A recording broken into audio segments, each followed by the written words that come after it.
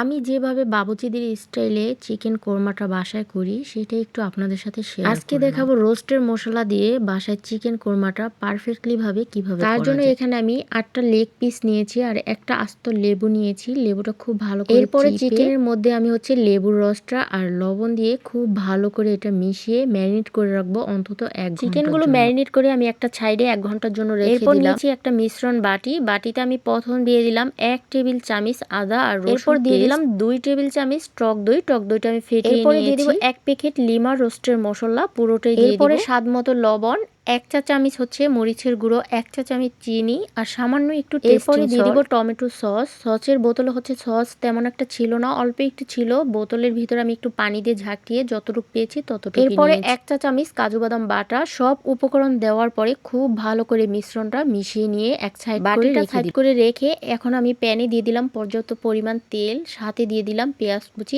এখন দিয়ে পেঁয়াজ বেরেস্তা যখনই বানাবেন তখন সাথে একটু ঘি দিয়ে বেরেস্তাটা ভাজলে কিন্তু বেরেস্তার খুব সুন্দর একটা ঘ্রাণ আসে, খেতে কিন্তু অনেক ভালো লাগে। চুলাটা লো আঁচে রেখে বেরেস্তাগুলো খুব ভালো করে ভেজে নিয়েছি যাতে পোড়া না লেগে যায়, সেই দিকটা খেয়াল রেখে বেরেস্তাগুলো তেল থেকে বেরেস্তাগুলো আমি খুব ভালো করে তুলে নিচ্ছি যাতে একটু পরিমাণে বেরেস্তা না থাকে, তাহলে কি হবে পুড়ে গিয়ে চিকেনগুলো তিতো হয়ে যাবে। বেরেস্তা ভাজার যে তেলগুলো ছিল সেই তেলে হচ্ছে আমি চিকেনগুলো দুইবার করে ভেজে নিব। 4 পিস করে দিয়ে চিকেনগুলো হচ্ছে আমি দুইবারে ভেজে নিব। অনেকে হচ্ছে চিকেন কোরমাটা করলে চিকেনটা ভাজে না, বাট আমার কাছে ব্রয়লার মুরগির চিকেনটা না ভাজলে যেভাবে রান্না করে না কেন খেতে আমার কাছে মনে হয় একদমই ভালো লাগে না। চিকেনের উপরে যখন এরকম কালার চলে আসবে তখন হচ্ছে সবগুলো চিকেন তুলে নিচ্ছি। চুলাটা একদম বন্ধ করে দিয়ে সবগুলো চিকেন আমি এক এক করে চিকেনগুলো কিন্তু লো এবং হাইয়ের মাঝামাঝি আঁচে রেখে চুলার আঁচ ভাজতে হবে। বেশি হাইয়ে ভাজতে গেলে কি হবে চিকেনটা একদম এরপর হচ্ছে একটা জয়ত্রী আর একটা বড় এলাচ, একটা স্টার মশলা, দারচিনি, এলাচ, গরম মশলা, পেঁয়াজ কুচি সবকিছু দিয়ে খুব ভালো করে ভেজে নিলাম। যে মশলাটা আমি একসাথে মিক্স করে রেখেছিলাম সব মশলা দিয়ে সেটা মশলাটা দেওয়ার পর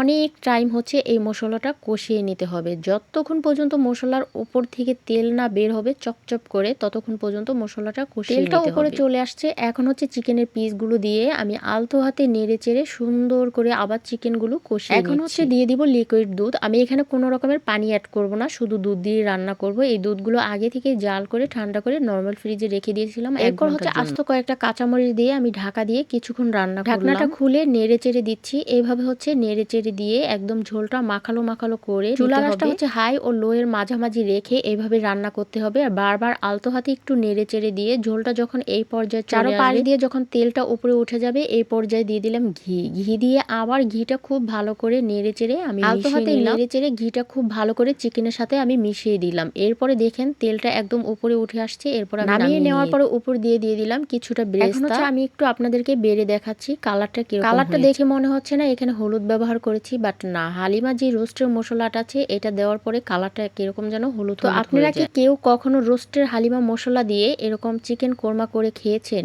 একবার জাস্ট এইভাবে একবার চিকেন কোরমাটা বাসায় রান্না করে যাকে খাওয়াবেন সে আপনার প্রশংসা করতে বাধ্য হবে। জানি না কারটা কিরকম হবে রান্না, বাট আমার চিকেন কোরমাটা আজকে বেস্ট ছিল।